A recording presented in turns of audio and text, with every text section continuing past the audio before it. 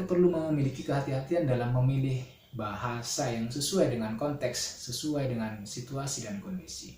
Sehingga kemudian interaksi sosial, komunikasi yang kita lakukan, kalimat-kalimat yang kita lontarkan kepada orang lain di forum-forum apa saja, itu tidak akan menimbulkan luka berdarah di hati orang yang mendengarnya.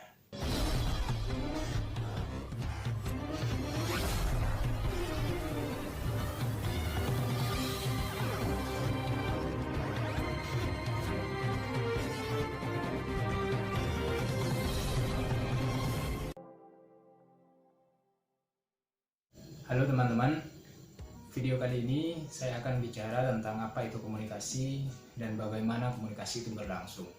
Nah, kalau kita mendengar kata komunikasi, ini adalah hal yang sangat tidak asing, sebuah istilah yang sangat familiar dengan kehidupan kita, karena setiap hari kita sudah berkomunikasi, atau setiap hari kita sudah berinteraksi atau melakukan interaksi sosial dengan orang lain. Dalam kehidupan sehari-hari, dalam kehidupan kita sebagai masyarakat, sebagai manusia, komunikasi itu menjadi komponen yang sangat penting dalam kehidupan. Berbagai macam konflik perseteruan, retaknya sebuah hubungan pertemanan, persahabatan, suami istri, hubungan suami istri, atau hubungan kekasih, sepasang kekasih, salah satunya disebabkan oleh gagalnya atau tidak maksimalnya komunikasi yang mereka lakukan.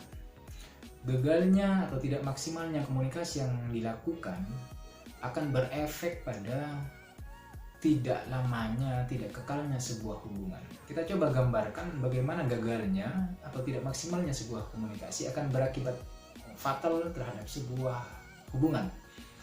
Contoh saja misalnya ketika Hiroshima dibom atom oleh Amerika Serikat pada Perang Dunia Kedua.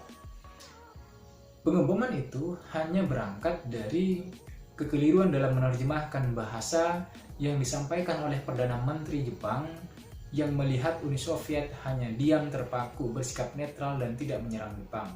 Jepang ingin mengatakan sebenarnya give it the silent treatment. Jadi mereka menunggu Uni Soviet yang tetap diam. Tapi kemudian itu disalah terjemahkan oleh sebuah kantor berita, sehingga kemudian ignoring dalam bahasa Perdana Menteri Jepang, dalam pandangan Amerika Serikat menjadi rejecting, sehingga kemudian 10 hari kemudian Hiroshima dibom atom. Nah, dari sekelumit sejarah ini kita bisa mengambil pelajaran bahwa gagalnya atau kekeliruan dalam menerjemahkan bahasa, menerjemahkan simbol-simbol komunikasi akan berakibat pada tidak hanya retaknya sebuah hubungan, tetapi peristiwa yang sangat mengerikan. Hubungan akan menjadi lebih panjang, hubungan bilateral, hubungan antar negara akan lebih panjang kalau misalnya ada kesamaan pengertian, ada kesamaan persepsi.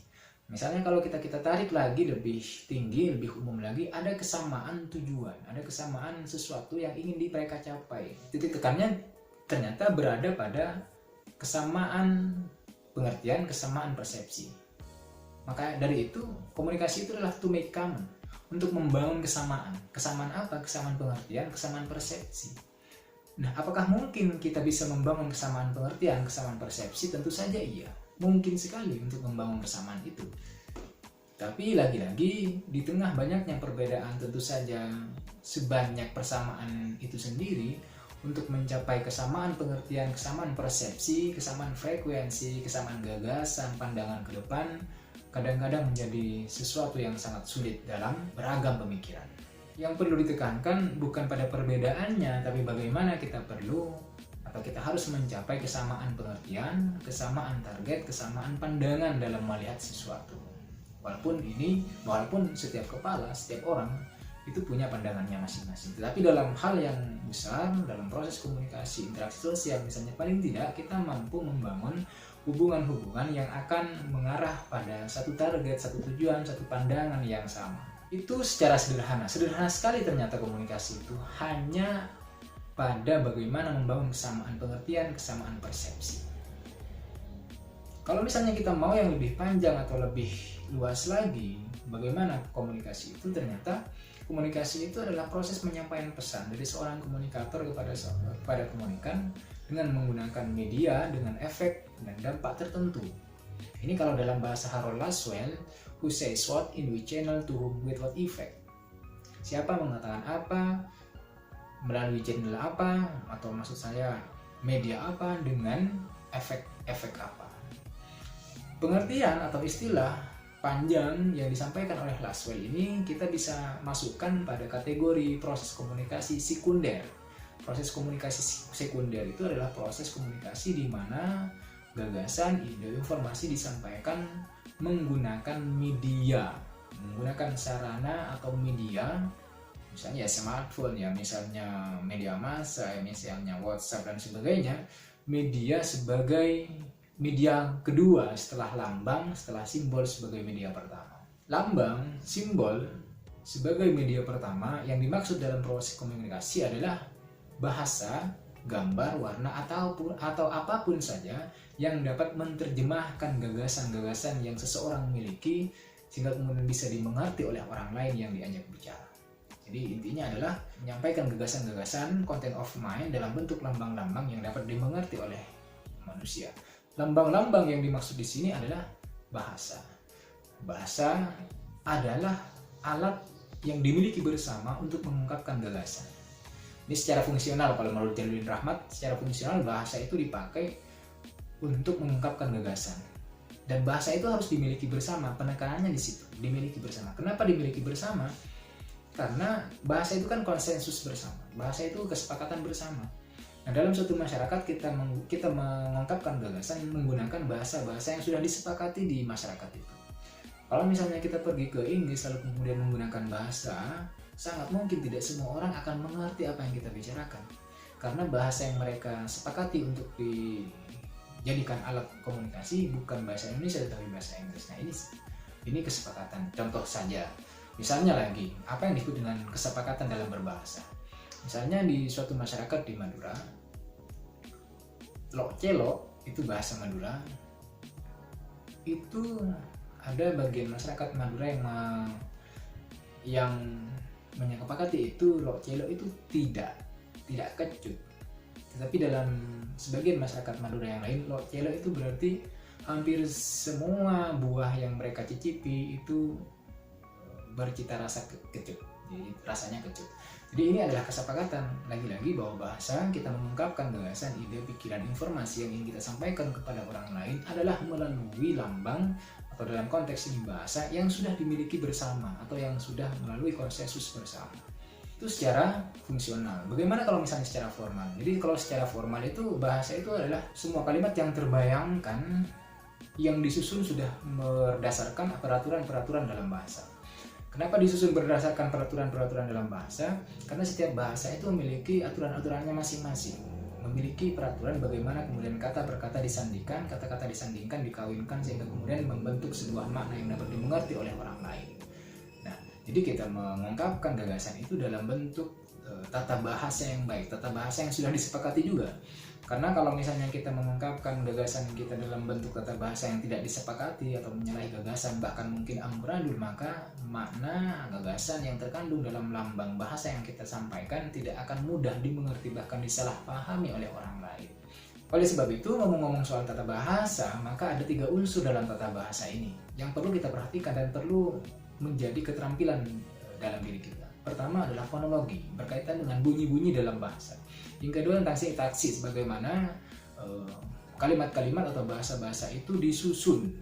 Kemudian ada semantik, ini unsur yang ketiga. Semantik ini berhubungan dengan makna, arti kata, esensi. Oleh sebab itu mungkin boleh jadi seseorang menguasai, punya keterampilan dalam fonologi, bunyi-bunyi dalam bahasa, tapi tidak sama sekali memiliki kemampuan bagaimana cara menyusun kalimat, maka kalimat-kalimat yang mereka sampaikan untuk mengungkapkan gagasan akan sangat susah dimengerti oleh orang lain. Susah dimengerti masih lebih ringan. Bagaimana kemudian kalau kalimat-kalimat yang disusun dengan secara amburadul itu akan mengakibatkan sesuatu yang fatal sebagaimana yang terjadi di Hiroshima ketika dibom atom oleh Amerika Serikat. Oleh sebab itu, fonologi penting, tapi yang tidak kalah penting adalah sintaksis. Keduanya penting, fonologi dan sintaksis penting, tetapi yang tidak kalah penting lagi adalah bagaimana kita memiliki keterampilan semantik. Kita mengerti kata-kata yang ada dalam kalimat itu, kita mengerti makna-maknanya.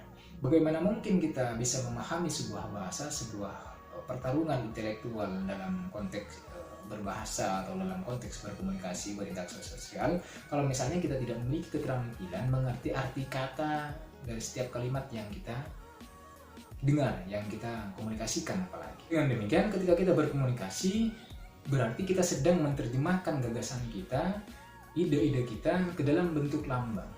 Yang lambang yang dimaksud adalah bahasa. Oleh sebab itu perlu kehati-hatian dalam berkomunikasi, perlu kehati-hatian dalam memilih kata yang sesuai dengan konteks dan hal, yang sesuai dengan kondisi dan situasi. Bayangkan kalau misalnya kita melakukan komunikasi, mengungkapkan gagasan-gagasan kita dengan bahasa-bahasa yang tidak sesuai dengan konteks, kondisi, dan situasi itu, maka ini juga akan berpengaruh terhadap orang yang akan mengerti, orang yang akan memahami apa yang kita bicarakan. Jadi maksud yang ingin kita sampaikan kepada orang lain baik, tapi tidak disampaikan di waktu yang tepat dengan bahasa yang tepat pula, maka bahasa-bahasa atau saran-saran yang kita sampaikan akan dipahami secara buruk, atau bahkan dipandang sebagai sesuatu yang buruk dan mencurigakan. Oleh sebab itu, dalam berkomunikasi, berinteraksi sosial, kita perlu memilih kata-kata yang cocok sehingga kemudian komunikasi, kalimat-kalimat yang disampaikan kepada orang lain tidak menimbulkan luka di hati mereka. Kita kembali lagi pada pengertian komunikasi menurut Laswell. Sebenarnya banyak pengertian komunikasi dan semuanya itu nyaris-nyaris sama, dan karena nyaris-nyaris sama, saya ambil satu saja dari perspektif Laswell. We say short in which channel to whom with what effect. Jadi bagaimana seorang menyampaikan gagasan, ide, pikiran kepada orang lain, boleh melalui channel, boleh langsung, berbicara langsung, boleh tidak, tentu saja dengan efek, tujuan, dan dampak tertentu yang diinginkan oleh seorang komunikator. Kalau kita misalnya kembali lagi pada definisi komunikasi yang disampaikan oleh Laswell, maka kita bisa menentukan posisi manusia dalam proses komunikasi. Posisi manusia dalam proses komunikasi berada pada who dan to whom. Who says what, to who. Jadi siapa mengatakan apa kepada siapa. Jadi posisi manusia dalam konteks ini ada di pada siapa dan kepada siapa. Manusia sebenarnya tidak menggurui, tapi saya ini hanya menyampaikan saja bahwa manusia adalah makhluk yang berakal budi, makhluk yang punya potensi, yang punya kemampuan untuk menguasai atau mempengaruhi makhluk yang lain. Dalam pandangan Aristoteles, di alam ini ada tiga macam makhluk. Pertama, makhluk dengan taraf yang paling rendah. Makhluk dengan taraf yang paling rendah ini adalah anima vegetativa, makhluk yang hanya memiliki kemampuan untuk makan, tumbuh besar, dan berkembang biak. Anima vegetativa. Makhluk yang lebih tinggi tarafnya adalah makhluk yang punya dua unsur. Dua unsur itu adalah anima vegetativa dan anima sensitiva. Jadi makhluk ini tidak hanya mampu makan, tumbuh besar, dan berkembang biak, tetapi mereka punya perasaan, punya naluri, mampu mengamati, bergerak, dan bertindak. Ini yang kedua. Yang ketiga, itu makhluk anima intelektiva. Anima intelektiva ini hanya dimiliki oleh manusia, atau manusia adalah anima intelektiva. Bahwa anima intelektiva itu tidak hanya pandai, punya kemampuan, punya potensi yang besar untuk makan, tumbuh besar, berkembang biak, beranak pinak, juga punya nafsu, punya perasaan, punya naluri, pandai mengamati, bergerak, dan bertindak, tetapi mereka juga berpikir dan berkehendak. Perangkannya kalau pada anima intelektiva itu punya kemampuan untuk berpikir dan berkehendak. Oleh sebab itu, karena punya kemampuan untuk berpikir, manusia itu memiliki kesadaran dari setiap apa yang mereka lakukan di masa lalu, di masa kini, dan di masa mendatang. Sebagai anima intelektiva, manusia itu setelah mendengar, melihat, dia akan meminjam anggota tubuh lainnya untuk melakukan kehendaknya. Sebuah contoh misalnya, ketika di jalan kita melihat duri atau batu besar, kita akan meminjam tangan untuk memungut batu atau duri itu dan melemparkannya ke luar jalan. Atau kalau misalnya kita mendengar seseorang memanggil nama kita, kita akan meminjam mulut kita untuk merespon atau menyaut. Atau kalau kita misalnya mendengar sesuatu terbakar, mula-mula kita akan meminjam kaki kita untuk melangkah ke arah sana, lalu meminjam tangan kita untuk mengambil air dan memadamkan api. Jadi setelah mendengar, setelah menerima respon, menerima stimulus melalui indera-indera yang kita miliki, kita akan meminjam anggota tubuh lainnya untuk melakukan kehendak apa yang kita inginkan. Itu semua adalah sikap, attitude, dan perilaku, behavior. Pada manusia itu terdapat unsur-unsur yang tertutup, inward, yaitu unsur-unsur yang tertutup itu adalah kognisi yang berhubungan dengan pikiran, kemudian afeksi berhubungan dengan perasaan, dan konasi berhubungan dengan tekad atau etika. Jadi unsur-unsur itu tertutup dalam manusia, inward. Nah, unsur-unsur tertutup itu baru kemudian terbuka, outward, terlihat menjadi opini dan diekspresikan secara nonverbal dan kemudian menjadi perilaku. Manusia punya ruh, anima intelektiva. Ruh ini kemudian, atau ruh secara umum pada diri manusia, menjadikan otak mereka memiliki fungsi untuk berpikir, think. Dengan fungsi ini, manusia memiliki persepsi tentang hal-hal di luar dirinya, memiliki persepsi tentang objek-objek di luar dirinya, apapun itu. Dan organisasi persepsi ini akan membentuk pikiran, thought, ide. Organisasi pikiran, organisasi persepsi, kemudian akan membentuk pemahaman, understand. Organisasi pemahaman akan membentuk apa yang kita sebut sebagai personality, kepribadian. Nah, juga organisasi pemahaman ini juga akan membentuk apa yang kita sebut kemudian sebagai knowledge, pengetahuan. Berangkat dari persepsi, persepsi akan membentuk pikiran, thought ide atau pikiran ini akan membentuk pemahaman. Pemahaman ini akan mendarah daging, mengalir dan melebur dengan darah kita menjadi personality, menjadi kepribadian, dan menjadi pengetahuan. Demikian video kali ini. Ikuti saya di video-video berikutnya dan jangan lupa untuk like dan subscribe channel ini.